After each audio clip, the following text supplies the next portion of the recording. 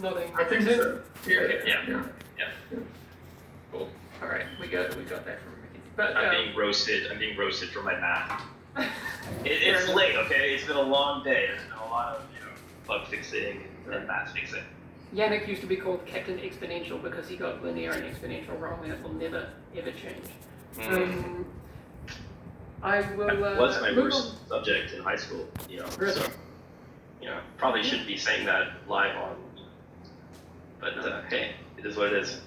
Come a long way. Yes, you can, Chris. All right, moving on. The Memento backpack. I freaking love how this looks. This is so cool.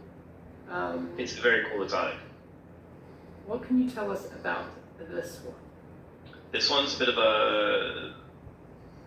Alright, so the Memento backpack is interesting because it's interesting for a number of reasons.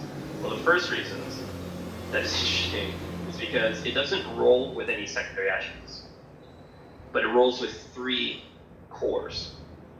So you've got the red core, weapon damage, the blue armor core, and you get a skill tier.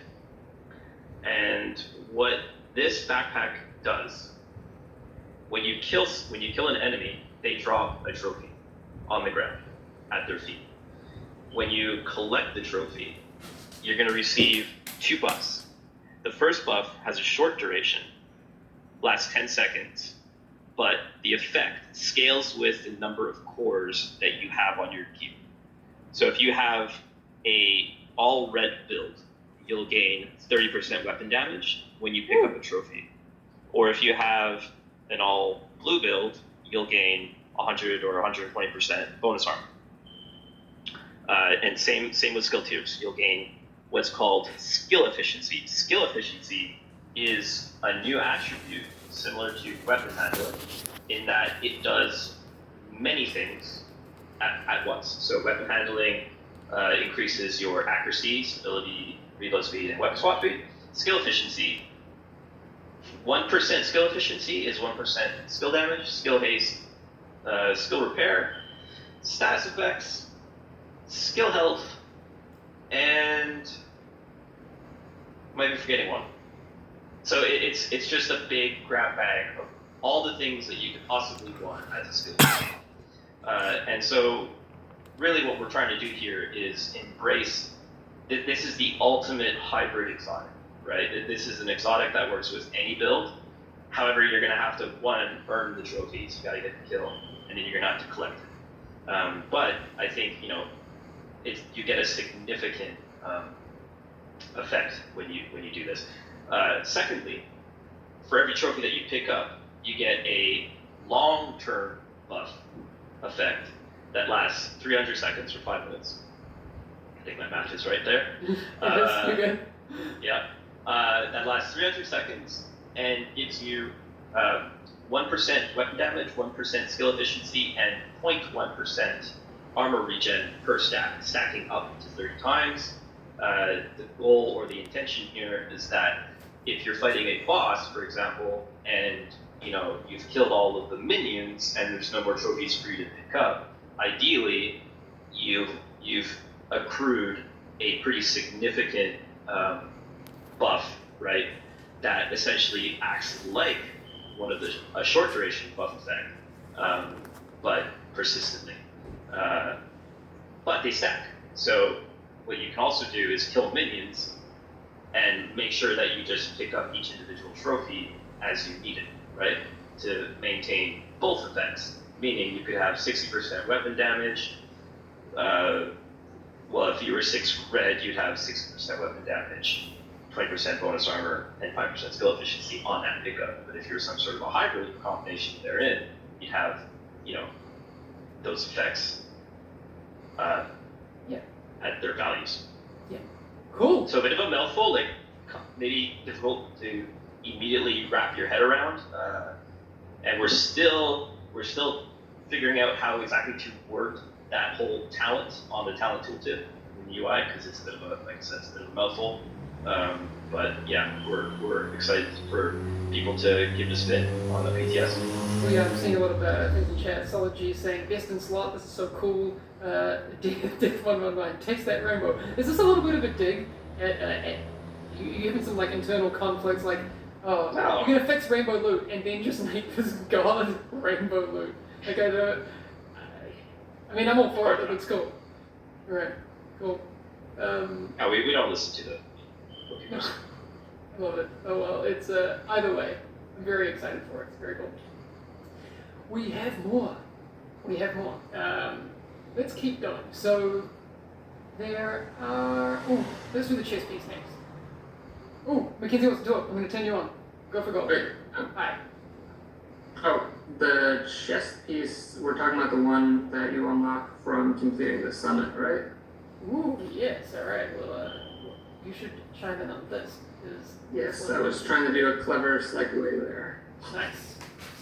What do we got here? So I'm not going to talk about the gear piece itself, but I was just going to mention that the way to earn this is by getting to the 100th floor of the summit, and you'll unlock a quest.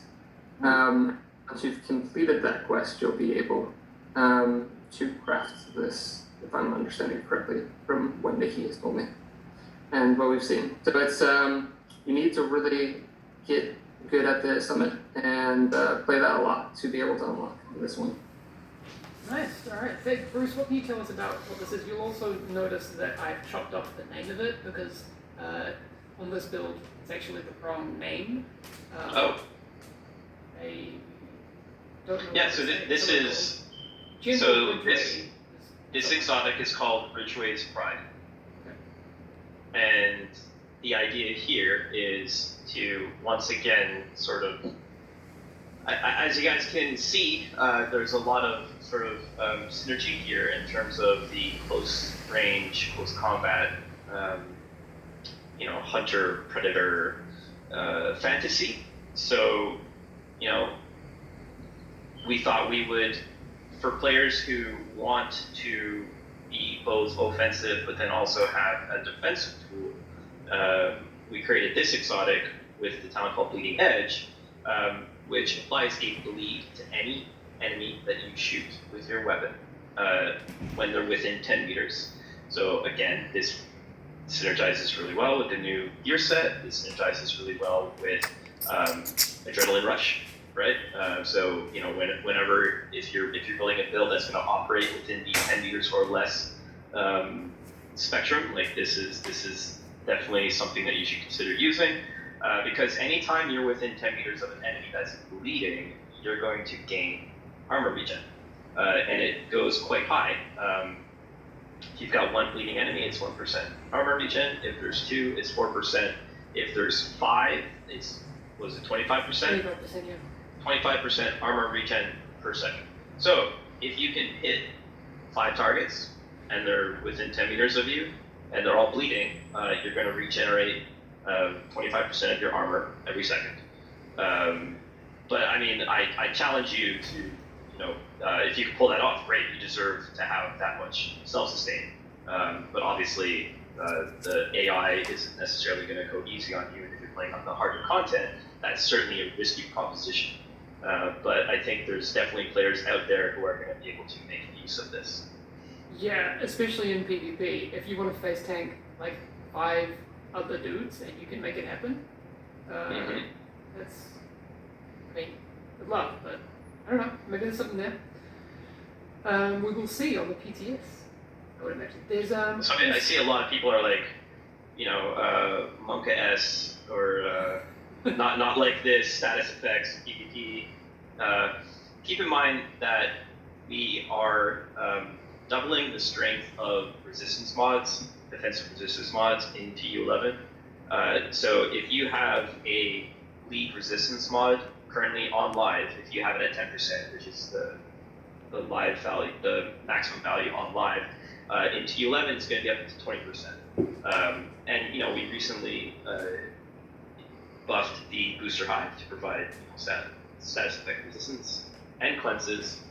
So I think there's tools in the player's toolbox that they can use to either capitalize on these effects or mitigate it as much as they can. So just a slight sort of acknowledgement of the PvP players and their concerns. We're aware, and this is an opportunity to test these weapons and exotics on the PTS. Give me your feedback. You know, my DMs are always open. Blow them Are up. they? Yes, You on have your Twitter. DMs open? My DMs are open. Yeah, That's dangerous, man. You live on the edge. I live on the bleeding edge. Me and Ridge.